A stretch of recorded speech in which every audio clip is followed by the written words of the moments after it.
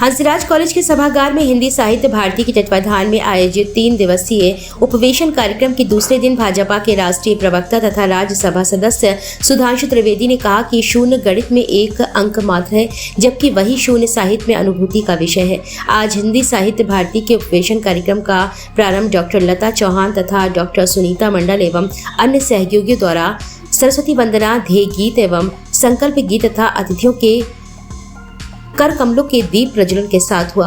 उसके बाद मंचासीन अतिथियों का स्वागत किया गया। विदित है कि हिंदी साहित्य भारती द्वारा हंसराज कॉलेज दिल्ली के सभागार में 3 दिवसीय अंतर्राष्ट्रीय उपवेशन कार्यक्रम आयोजित किया जा रहा है।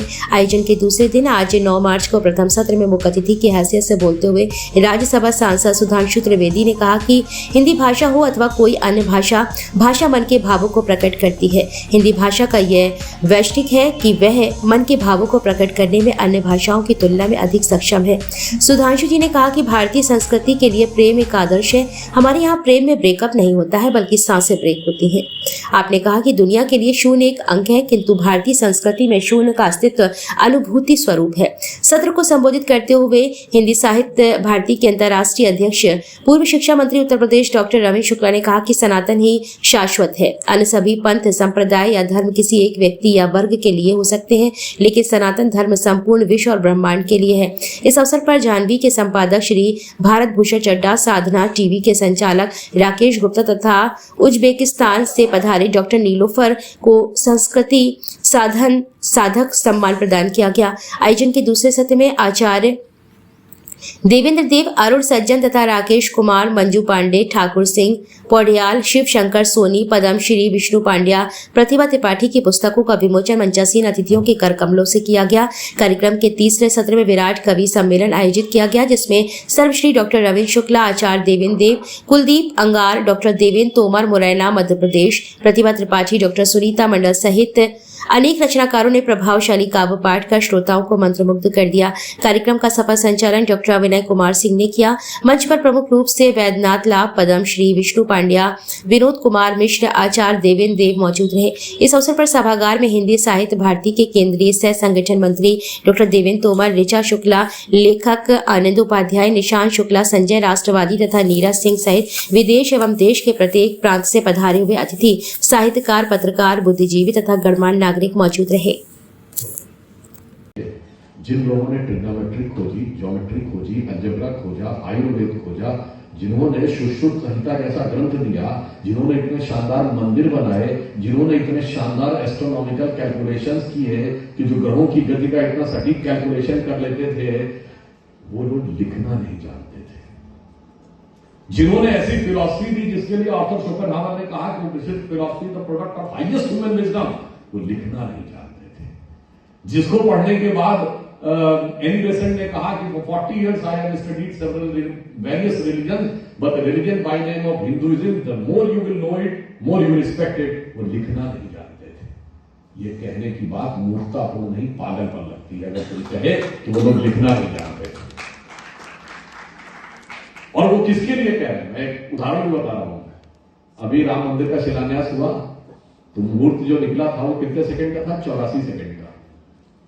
मगर जब आप पूजा में कभी बैठते हैं तो ये जो टाइम ड्यूरेशन आता है आपके मुहूर्त तक, वो शुरू कहां से होता और आता कहां से? यद्यप ये बात मैंने पार्लियामेंट में भी बोली थी, मैं दोबारा बोले दे रहा हूं।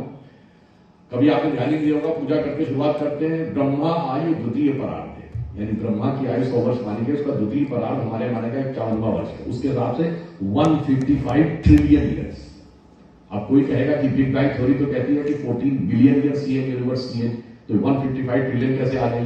तो अभी जाके सर्च कर लीजिएगा, जेम्स वेब टेलीस्कोप ने जो लेटेस्ट पहले शुरू किया था त्रिपुरा विश्वविद्यालय में, आप उपस्थित थे, वहां खड़े कुछ लोगों ने हाथ उठाया, मैंने खड़े हो जाओ। मैंने कहा ये बताओ इस्लाम कब से शुरू हुआ? तो लोगों ने कहा इतने साल पहले। किसने शुरू किया? हमने शुरू किया। पवित्र किताब बोले कुरान। मैंने कहा इतना बताओ, इनको ना माने अगर कोई तो इस्लाम में रह सकता है क्या? बोले नहीं रह सकता। मैंने बैठ जाओ। फिर मैंने कहा यहाँ पर ईसाई कितने हैं? तो वहां बहुत सारे लोगों ने हाथ उठाया। मैंने कहा खड़े हो जाओ। किसने शुरू किया? बोले अमुक ने। कब शुरू हुआ? बोले तब। मैंने कहा हमको एक बात बता दो, और आपकी पवित्र किताब बाइबल, मैंने कहा इनको ना माने, ईसा मसीह को ना माने तो क्या ईसाई हो सकता है? बोले नहीं। हमने अब एक प्रश्न करता हूं, सारे प्रोफेसर हैं, सारे शोध छात्र हैं, इनसे सबसे प्रश्न करता हूं, जिसको उत्तर आ जाए वो दे दे। आप भी जरा विचार कर लेना, सनातन को किसने प्रारंभ किया? कब प्रारंभ किया? मैंने कहा अगर इसमें ये बता दो किसको माने किसको ना माने तो हम खत्म हो जाएंगे। बोले किसी को भी मानो किसी को भी ना मानो, कोई अंतर नहीं पड़ता। अर्थात उपासना पद्धति से जिसका कोई लेना देना नहीं। और मैं यहां पर जोड़ता हूं, अगर कोई व्यक्ति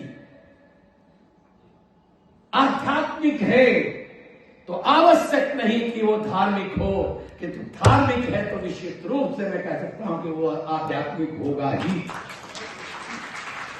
उदाहरण रावण है, रावण से बड़ा आध्यात्मिक कौन होगा? लेकिन आज तक इस समाज ने रावण को धार्मिक नहीं माना। धर्म तो एक जीवन पद्धति है जिसमें उपासना पद्धति का कोई स्थान नहीं, बस केवल परहिस सरिस धर्म नहीं भाई, पर पीड़ा सब नहीं अजमाई। ये चिंतन, इसी चिंतन से बस कुटुंबकम शब्द निकला और इसी चिंतन से सर्वे भवन्तु सुखिनः, सर्वे सन्तु निरामया, सर्वे भद्राणि पश्यन्तु, मां कश्चित् दुर्भाग् भवेत्। और इसी चिंतन ने कहा अयम मंधुरयन नीति गणना लघुचेतसाम उदार चरितानाम तो वसुधैव कुटुंबकम। इस चिंतन की मशाल को लेकर हम दुनिया में जाएंगे। तुम कोई भी उपासना पद्धति मानो लेकिन मनुष्य बन जाओ, ये अलग जगाएंगे। यही हिंदी साहित्य भारती का संकल्प है। आप सब इस यज्ञ के यजमान हैं, ये समझते हुए अपना समय, अपनी साधना ये हिंदी साहित्य भारती को देंगे। यही कहते हुए अपनी वाणी को विराम दूंगा। बहुत